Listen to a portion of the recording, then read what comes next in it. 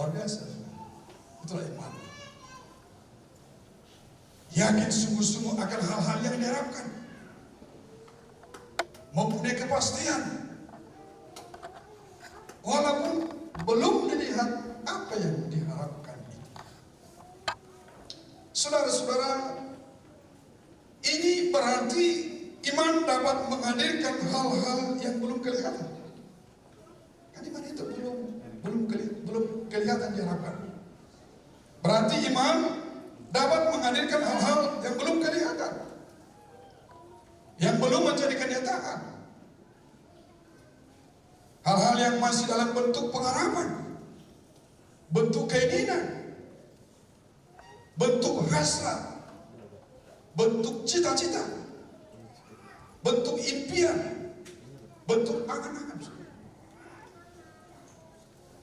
Iman bisa menghadirkan apa yang kita harapkan dari Tuhan. Dengan iman mendorong kita menyatakan apa yang kita harapkan. Jadi bukan hanya beriman saja. Ketika kita beriman, sungguh-sungguh yakin akan apa yang kita harapkan, itulah mendorong kita menyampaikan apa yang kita inginkan, apa yang kita harapkan dari Tuhan. Maka dikatakan Rasul Paulus dalam Filipi pasal 4:6, janganlah hendaknya kamu khawatir tentang apapun juga. Berkaitan dengan iman, kalau kita sudah beriman, mengharapkan sesuatu yang belum terlihat, tetapi nyatakanlah dalam segala hal keinginanmu kepada Allah dalam doa. Karena kita punya kerinduan, punya hasrat, tidak sampai di situ aja. Tapi kita sampaikan apa yang kita inginkan, apa yang kita rindukan itu di dalam doa yang sungguh-sungguh. Doa itu berkata-kata kepada Allah. Doa itu menyampaikan sesuatu hal, pujian, menyembah, mengagungkan Dia. Doa juga berkata-kata menyampaikan permohonan kepada Dia. Tapi bukan berarti setiap kita datang hanya untuk bermohon saja. Doa juga mengucap syukur atas segala kemurahan, mengucap syukur atas segala pertolongannya. Tetapi dalam doa juga kita menyampaikan kerinduan-kerinduan kita kepada Allah yang kita percaya. Itulah namanya iman. Disampaikan dengan iman. Saat kita berhubungan dengan Allah, memerlukan iman. Saat kita berhubungan dengan Allah, memerlukan iman. Saat Allah berfirman seperti saya menyampaikan firman Allah, saya katakan di Ibrani sekian ayat sekian, Filipi 4 ayat sekian, Allah berfirman lewat yang saya sampaikan. Saudara respondi harus dengan iman. Dan saudara berkata, dalam masuk logika, dan saudara mengambil logika saja. Dan mengatakan, saya rasa nggak cocok ini, nggak yakin saya ini. Begitulah semua saudara. Tapi saat kita mendengarkan firman Tuhan harus dengan iman, direspon dengan iman. Saat kita berdoa direspon dengan iman. Saat saudara datang ke gereja ini harus dengan iman. Saat saudara memuji Tuhan harus dengan iman. Saudara mengangkat tangan, tentu saudara tahu maksudnya dengan iman itu. Saudara angkat tangan, jangan dengan iman. Saat saudara memainkan alat musik, lakukan dengan iman. Namanya berhubungan dengan Tuhan. Saat datang beribadah harus dengan iman. Sebab datang ke rumah Tuhan ini karena beriman bertemu dengan Tuhan. Walaupun Tuhan tidak lihat. Pokoknya kalau kita berhubungan dengan Tuhan memerlukan iman. Karena Tuhan itu kita tidak lihat. Saat kita baca kitab, karena itulah tulisan biasa. Atau mungkin juga karena ada di tab, ada di iPhone, ada di iPad. Iya, kita tanggapi dengan iman. Kalau kita kata, ini sama dengan tulisan biasa, seperti iman pula. Saudara-saudara, semua yang berhubungan dengan Tuhan harus dengan iman. Saudara mengantar persembahan harus dengan iman. Semua yang kita lakukan berhubungan dengan Tuhan harus dilandaskan dengan iman. Saudara harus tahu, Allah begitu tertarik, Allah begitu terpesona, Allah begitu senang ketika kita berhubungan dengan Dia dengan iman. Tapi Allah sangat sedih ketika seseorang mengikut Tuhan tidak dengan iman, hanya dengan perasaan, hanya dengan ikut-ikutan saja. Tapi Allah begitu kagum, Allah begitu terpesona, dan Dia akan melakukan sesuatu kepada orang yang memiliki iman. Kita coba lihat bagaimana Tuhan terpesona ketika seseorang datang menghadap Dia dengan iman. Dalam Matius pasal 15 ayat 21. Lalu Yesus pergi dari situ dan menyingkir ke daerah Tirus dan Sidon. Ada berdoa, maka datanglah seorang perempuan Kanaan dari daerah itu dan berseru, kasihanilah aku ya Tuhan, anak Daud, karena anakku perempuan kerasukan setan dan sangat menderita. Saudara, ketika perempuan Kanaan ini mendengar Yesus ada di situ, ternyata ibu ini punya pergumulan yang sangat berat, susah dia. Kenapa?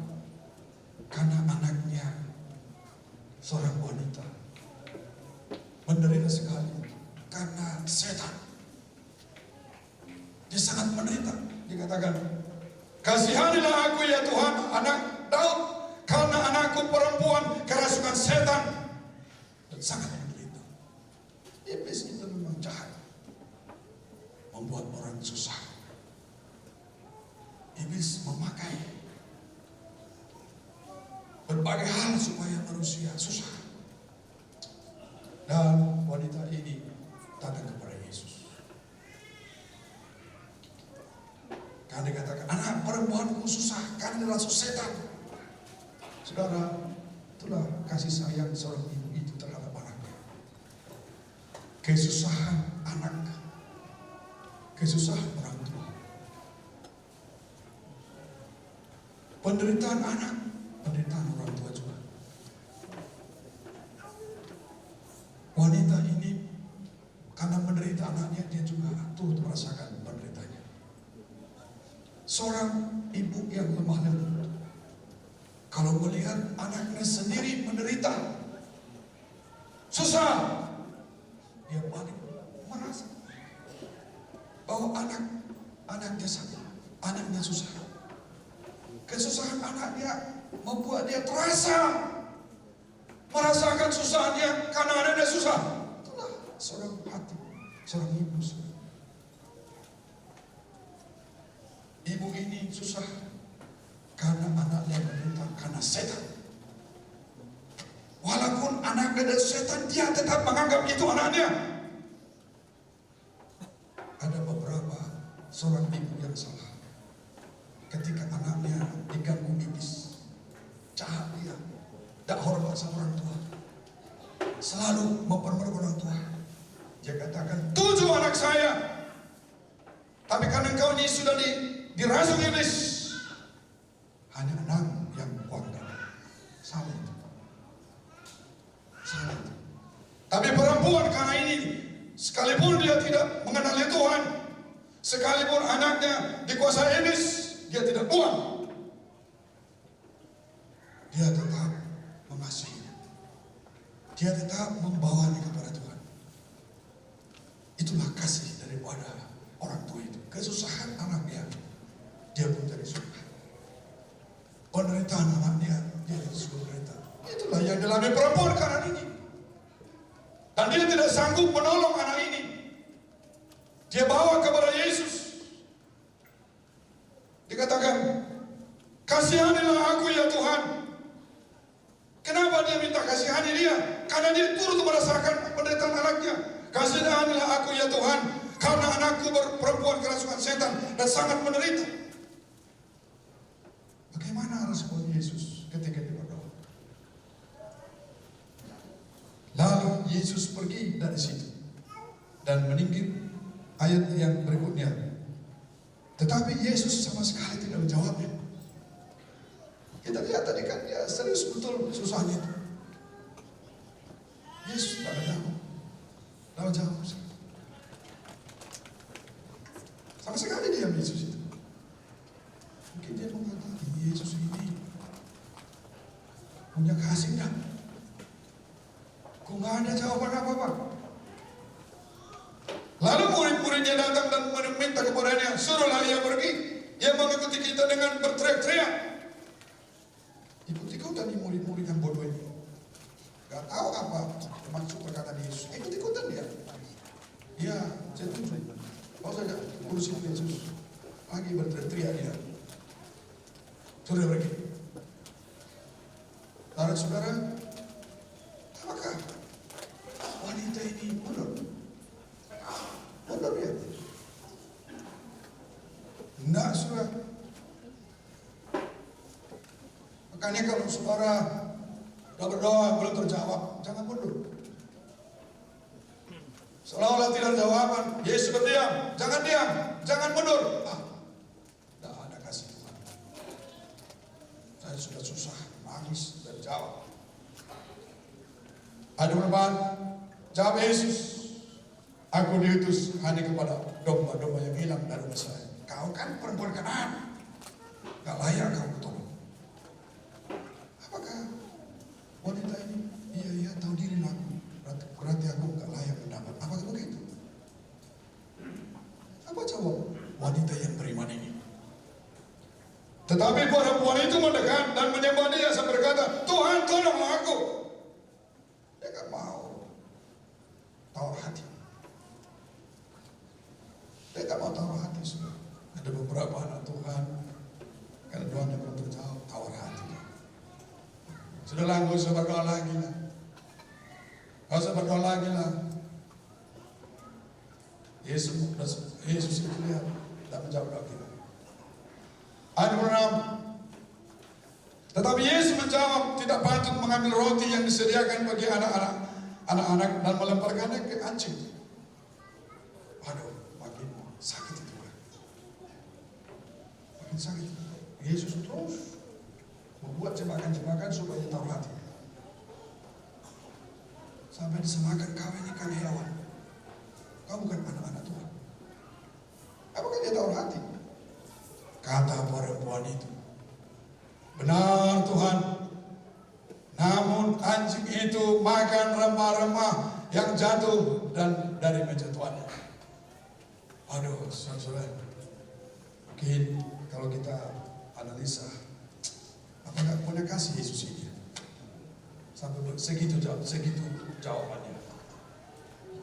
Apa sebenarnya tujuan Yesus di dalamnya? Apakah Yesus sudah berubah, tidak lagi memiliki kasih? Sebenarnya Yesus memiliki kasih, tapi hanya menguji iman daripada wanita ini. Betul-betul tidak dia beriman kepadaku? Betul-betul tidak beriman kepadaku? Itu yang diuji. Seringkali doa kita tidak mendapat jawaban. Jangan langsung mundur. Haleluya. Jangan langsung berhenti berdoa. Jangan langsung mengomel dengan berbagai analisa, berbagai tanggapan. Ya memang saya tidak layak. Tuhan tidak sayang sama kami. Jangan sudah. Tuhan sedang menguji iman kita. Saudara-saudara, musim selalu berganti, tapi iman jangan sampai berganti. Harus tetap percaya. Tuhan uji wanita ini karena Yesus melihat imannya, terpesona Yesus, kagum Yesus, dan tawar hati dia, dan mundur Maka dikatakan ayat 8, maka Yesus menjawab dan berkata kepadanya, hai ibu, besar imanmu. Murid-murid mungkin yang bodoh itu, ya, ternyata kita ikuti kepadanya, ngompor-ngomporin. Rupanya Yesus memuji dia. Hai ibu, besar imanmu. Besar imanmu. Aku kagum melihat imanmu. Aku terpesona melihat imanmu. Engkau tidak tawar hati, pengharapanmu tidak sirna. Karena aku tunggu-tunggu, karena saya tunda-tunda menjawabnya. Karena berikan jawaban-jawaban yang menawarkan hatimu, tetapi engkau tidak beriman. Hai ibu, besar iman. Maka jadilah kepadamu seperti yang kau kehendaki. Dan seketika itu juga anaknya sembuh. Puji Tuhan. Tuhan senang apabila kita datang kepada Dia beriman. Tuhan senang dengan orang yang datang beriman. Dan iman itulah menghadirkan kebaikan Tuhan. Maka anaknya pun disembuhkan Tuhan. Jadi seperti imannya saudara-saudara. Saudaraku yang kekasih dalam Tuhan, kiranya ketika saudara berdoa, membawa kesusahanmu, membawa kerinduanmu kepada Tuhan, kalau pun bertanggung tunjukkan engkau seorang beriman. Jadilah seperti wanita ini, pribadi yang beriman. Katakan amin. Pribadi yang beriman, dan itulah yang akan melihat pertolongan daripada Tuhan. Dahsyatnya iman itu. Iman itu yang membuat dia tetap berharap. Coba kita lihat ayat ini. Ibrani 11 ayat 1. Iman adalah dasar dari segala sesuatu yang kita harapkan. Apa yang kita harapkan dari Tuhan? Bukti dari segala sesuatu yang tidak kita lihat. Apapun yang kita rindukan, milikilah iman. Sekalipun yang kita harapkan itu belum terlihat. Mungkin saudara saat ini sedang susah. Berdoa dengan iman. Imani kesusahan saudara akan berakhir dengan baik. Dan pergumulan yang lain. Paulus berkata kepada jemaat Korintus, 2 Korintus 5 ayat 7, sebab hidup kami ini adalah hidup karena percaya, bukan karena melihat. Kalau sudah melihat itu bukan iman lagi. Tapi kalau belum melihat, mengharapkan yang belum kelihatan, itulah iman. Artinya, saudara-saudara, Paulus berkata, sebab hidup kami ini adalah hidup karena percaya. Hendaknya kita ini hidup karena percaya Tuhan, bukan karena melihat. Artinya, hidup kita sebagai orang percaya harus berjalan dengan iman. Haleluya. Berjalan dengan iman setiap saat. Berjalan dengan iman. Dalam situasi apa? Berjalan dengan iman. Bagi saudara yang belum mendapat pekerjaan, saudara berdoa kepada Tuhan. Tuhan, saya belum mendapat pekerjaan. Di mana Tuhan kehendaki saya bekerja supaya saya mendapat penghasilan untuk kebutuhan saya, untuk kebutuhan keluarga saya, supaya saya hidup berkecukupan. Di mana? Kenapa perlu bertanya di mana? Berarti kita berserah kepada kehendak Tuhan dan percaya Dia bisa memberi pekerjaan untuk pekerjaan dan terbaik. Karena pada umumnya saya lihat di gereja sini orang merantau targetnya kemana?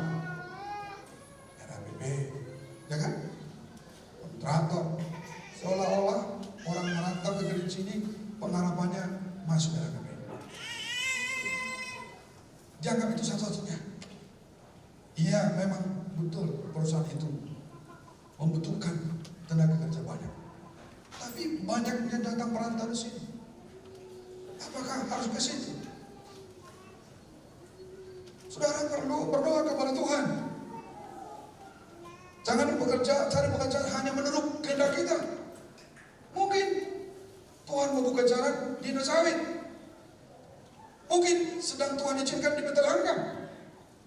Mungkin ada peluang di PT Ade. Mungkin ada peluang di tempat-tempat lain yang belum kita pikirkan. Tetapi jangan berfokus hanya ke arah ini saja. Karena bukan hanya satu jalan. Satu tempat menjadi jalan Tuhan kepada kita. Saudara bisa, mungkin Tuhan tidak izinkan saudara bekerja di perusahaan yang lain. Tuhan tidak izinkan harus menjadi pegawai negeri, menjadi TNI Polri. Tapi Tuhan tuntun saudara untuk menjadi pedagang, jualan. Bukan berarti, maaf, bagi saudara yang bekerja di BPP, bukan berarti gajimu lebih tinggi daripada jualan. Jangan-jangan lebih banyak pendapatan tukang kara-kara itu. Asal tukang kara-kara yang profesional, jangan salah ngambil kara-kara. Tangga gereja pun diambil. Nah, didoakan gembala itu di kita. Nanti dibilang salah ngambil.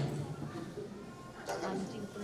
Jabatan orang dipindahkan jadi kara-kara. Mana diberkati Tuhan. Kalau didoakan supaya sakit perut terus, habislah uang untuk ke dokter terus. Karena kara-karanya tidak jelas. Apalagi diambil kabel listrik. Untung dia tidak kena strung situ. Tapi banyak juga tukang kara-kara yang sukses. Banyak juga tukang laundry yang sukses. Banyak juga orang jualan tahu sukses. Banyak orang sukses.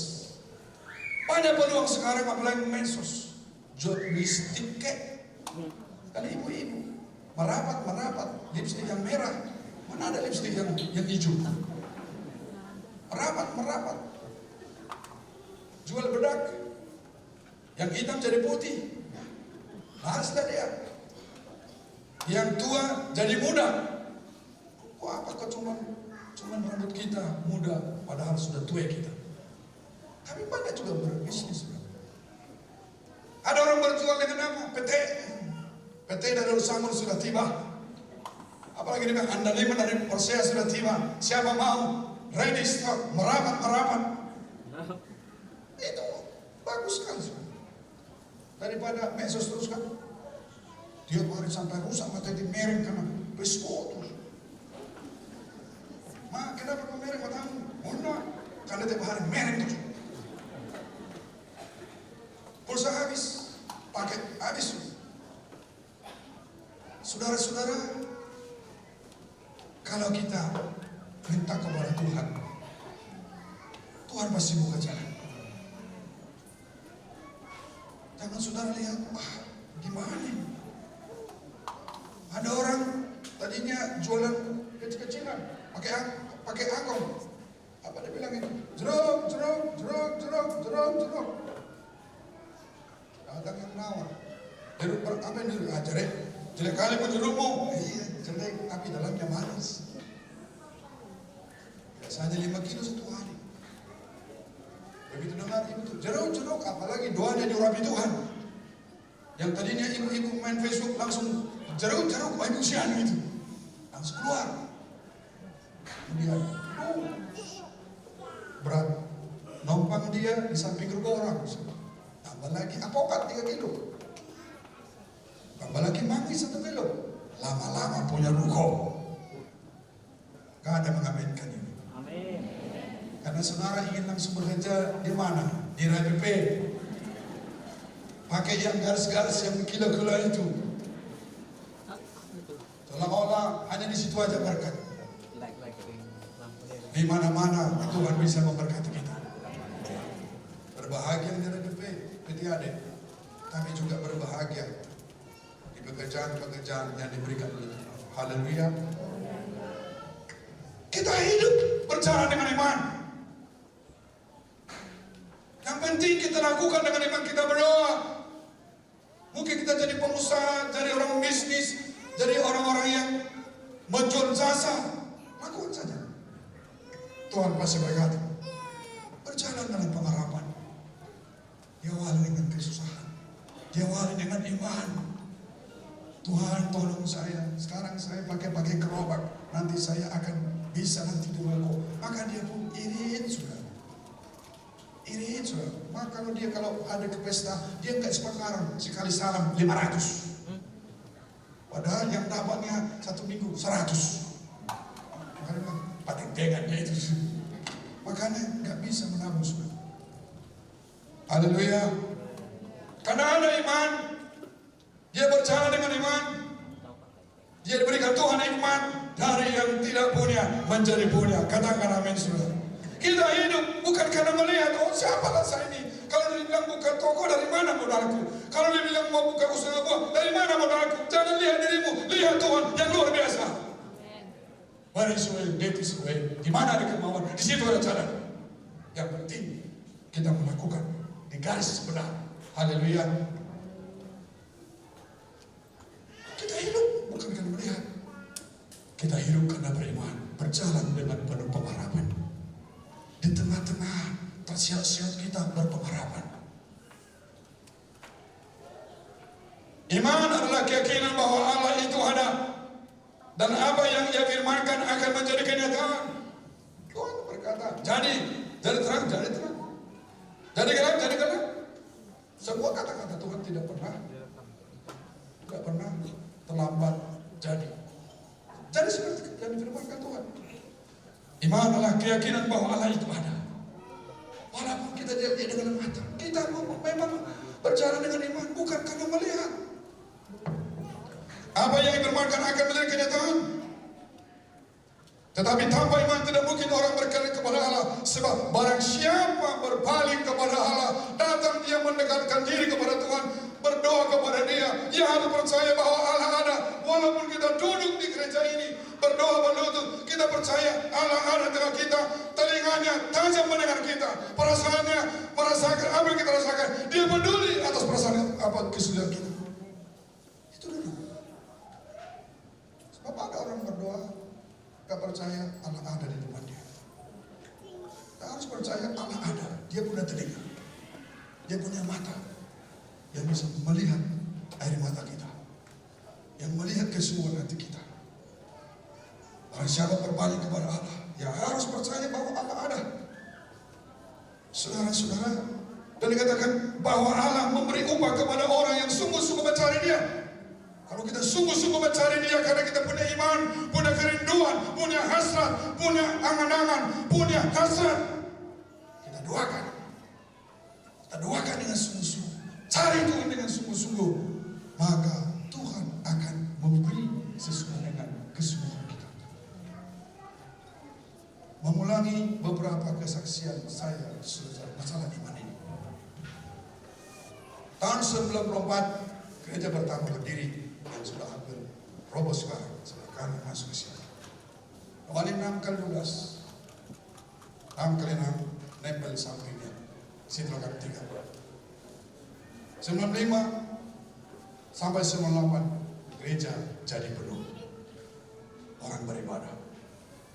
Dibongkar di depan supaya sampai di luar taruh kursi. Saya pikir sudah solusi, tapi jemaat bertambah terus. Tak mungkin lagi dipakai jalan itu. Maka saya bentuk panitia. Kita harus bertindak, walaupun pada waktu itu di sini sulit untuk bisa membangun rumah Tuhan. Tahun 95, 98. Tapi saya bertindak dengan iman, karena ini sudah ke Tuhan. Sehingga saya bentuklah panitia. Waktu itu ketua panitia Bapak Hendra Setiani. Dia rapat pertama. Panitia berkata, bagaimana? Berapa yang Bapak inginkan jumlah jemaat? Saya pun bingung. Ya, tujuannya bagaimana? Supaya kami mendirikan gereja sesuai dengan iman Bapak. Saya pun tidak bisa jawab. Kalau saya bilang nanti muat 100, biasanya akan bertambah. Paling tidak angka kelahiran. Ya. Kemudian saya berdoa. Rapat lagi berikutnya. Bagaimana Pak Gembala? Sudah bisa Bapak sampaikan kira-kira berapa kerinduan Bapak jemaat yang mau dipimpin? Saya bilang bangun gereja punya kapasitas 300 orang.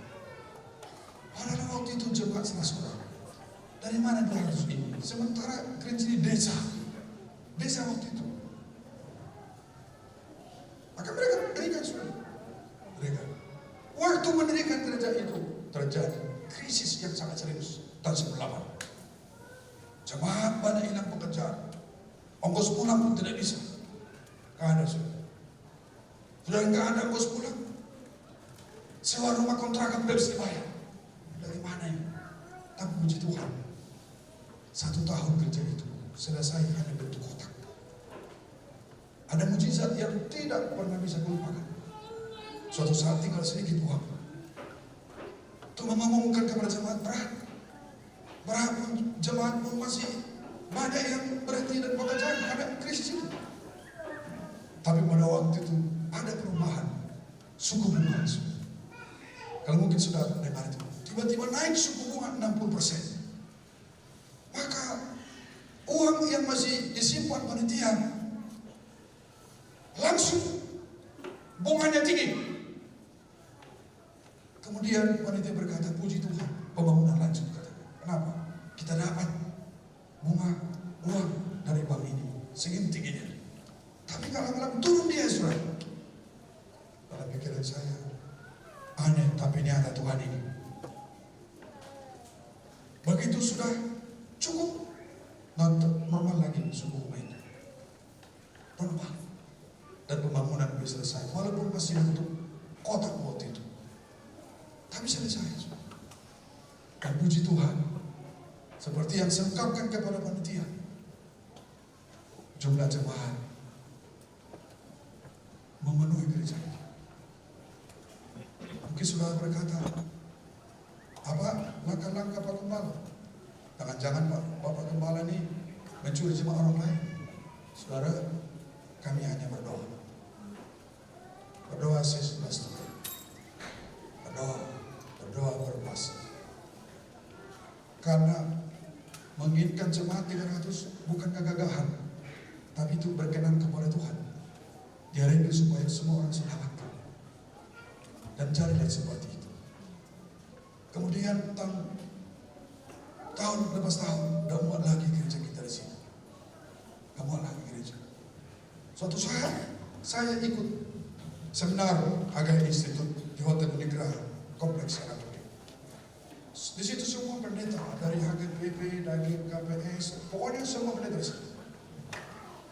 Kemudian sebagai narasumber mengatakan kita harus membuat goal setting hidup kita. Apa yang Tuhan mau lakukan, coba tuliskan di sini kata. Di samping saya waktu itu ada seorang hamba Tuhan melayani di gereja Hagai.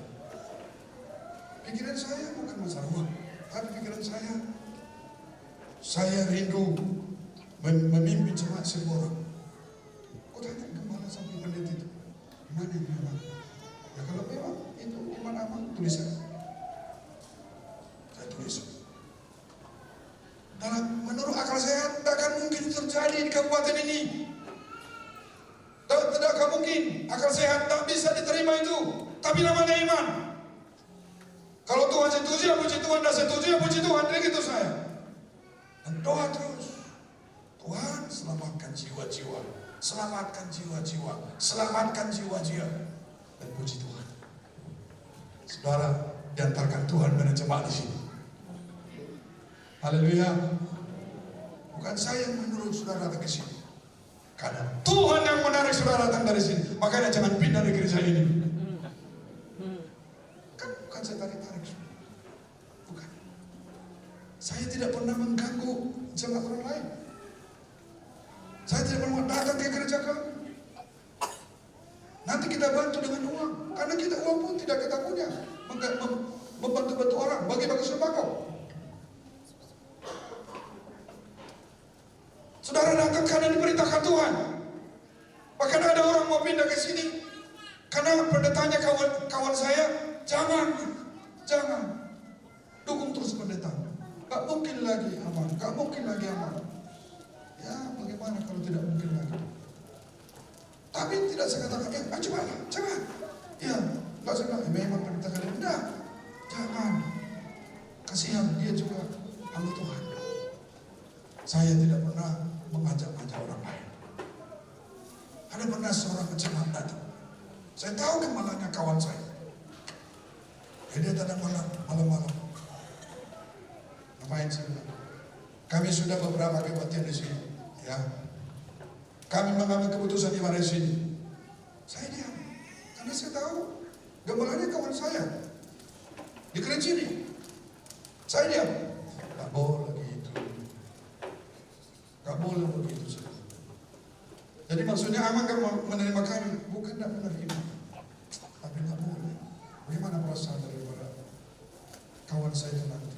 Saya juga bisa merasa. Kemudian dia jawab begini, inilah Pak Pendeta. Kalau pendeta tidak bisa memilih jemaatnya, tapi kalau jemaat berhak memilih pendetanya, tidak ada kita jawabku. Ya kan? Paham saudara? Jawaban terakhir sama saya, kalau pendeta tidak bisa bebas memilih jemaatnya, tapi kalau jemaat bebas memilih gembalanya, saya pun tak tahu bagaimana itu. Ya sudahlah, jadi sini dia.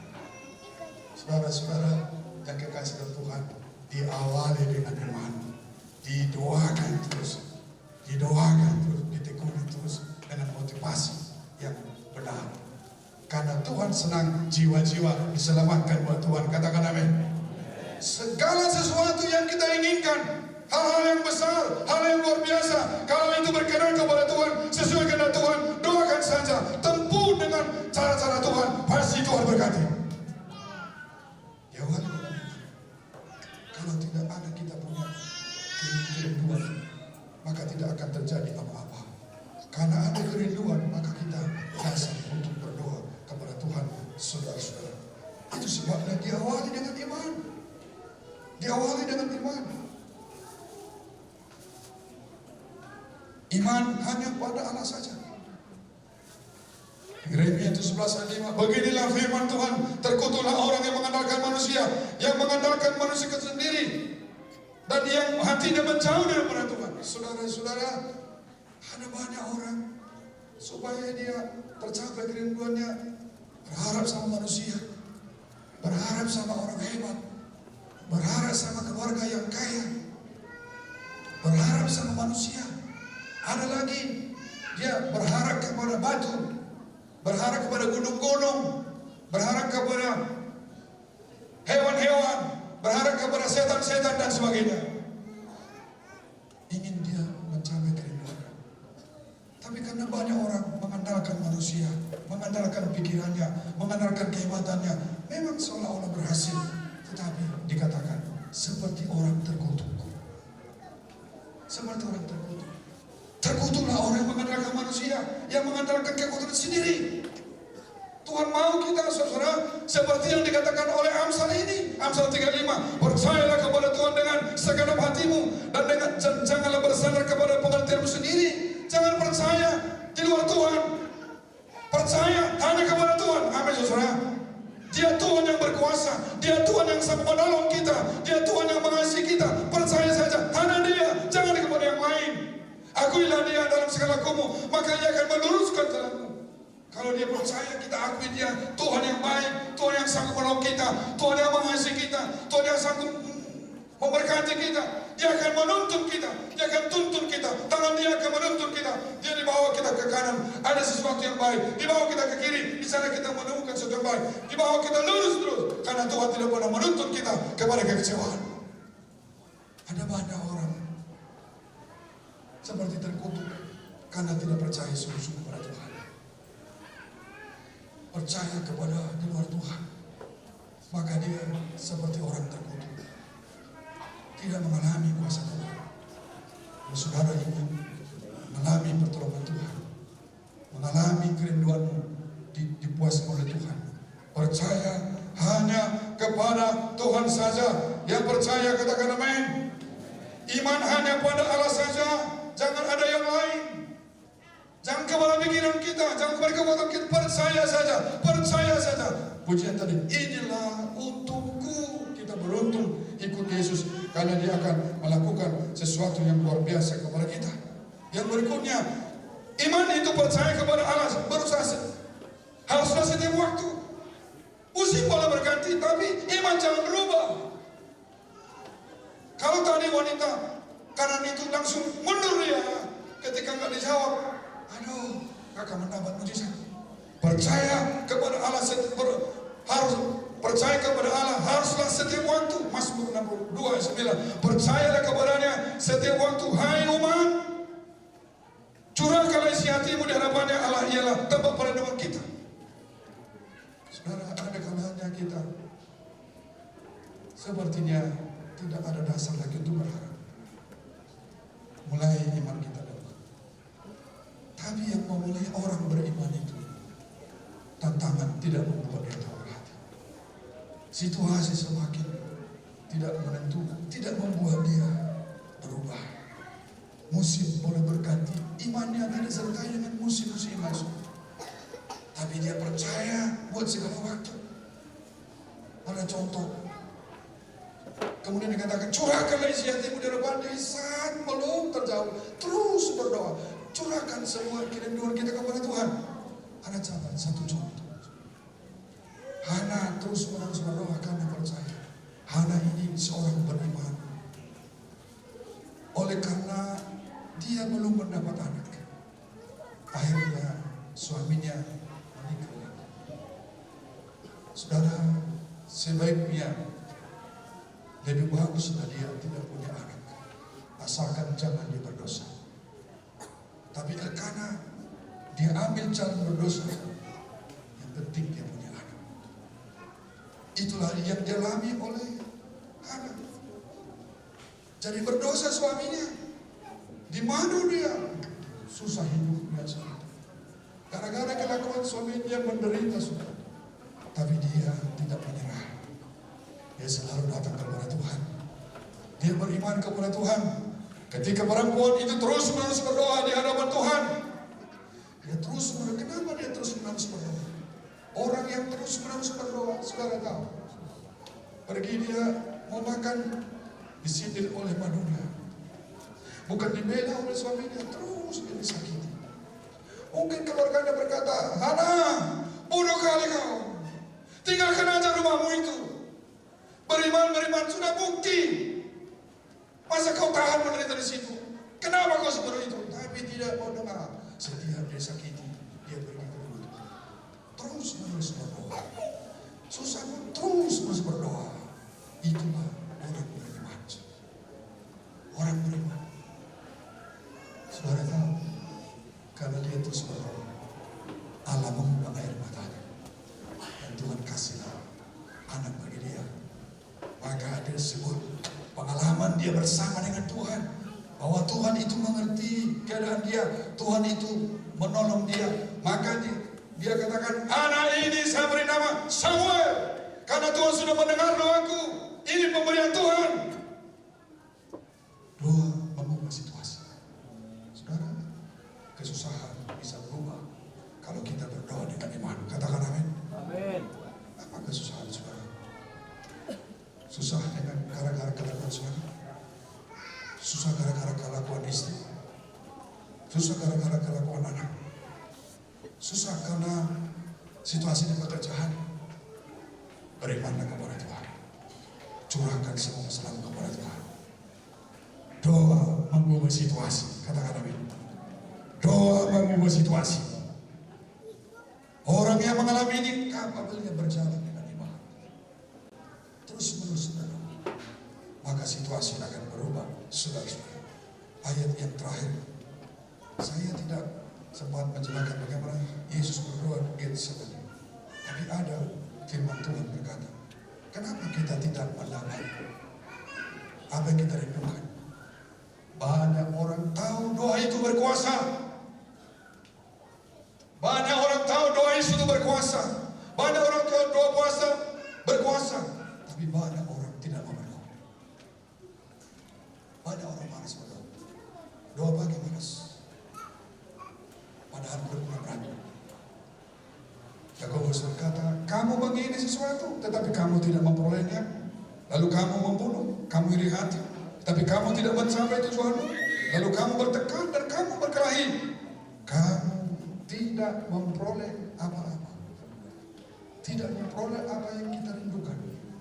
Kita tidak memperoleh apa yang kita inginkan. Kita tidak memperoleh apa yang kita hasratkan. Kenapa? Tahu berdoa. Tahu doa itu memberikan mujizat, tapi tidak mau berdoa. Tidak mau berdoa. Saudara mau mengalami kerinduan menjadi terwujud? Berdoa. Ayat terakhir. Mari kita baca bersama-sama. 1, 2, ya. Aku berkata kepadamu, sesungguhnya barang siapa percaya kepadaku, ia akan melakukan juga pekerjaan-pekerjaan yang aku lakukan. Bahkan pekerjaan-pekerjaan yang besar daripada itu. Sebab aku pergi kepada Bapa. Haleluya. Bersama dengan Allah kita lakukan perkara besar. Miliki iman besar. Amin. Doakan apa yang sudah rindukan. Bagian kita lakukan. Percayalah. Tuhan pasti tolong. Allah ingin kita berhasil. Allah ingin kita diberkati Tuhan. Bagi orang tua yang akan menyekolahkan anaknya, jangan takut. Doa saja. Minta tuntunan Tuhan bagaimana dapat solusi. Tuhan pasti buka jalan. Masalah apapun itu, Tuhan pasti tolong. Doa mengubah situasi. Miliki iman yang besar. Saya berdoa, jemaat bercerai, milikilah iman yang besar. Bersama dengan Allah kita lakukan perkara besar. Tuhan pasti tolong. Mari sama-sama kita bangkit berdiri. Jangan ada khawatir. Jangan ada ragu. Percaya kepada Tuhan. Tenaga pujian yang mengatakan, saat ku tak melihat jalan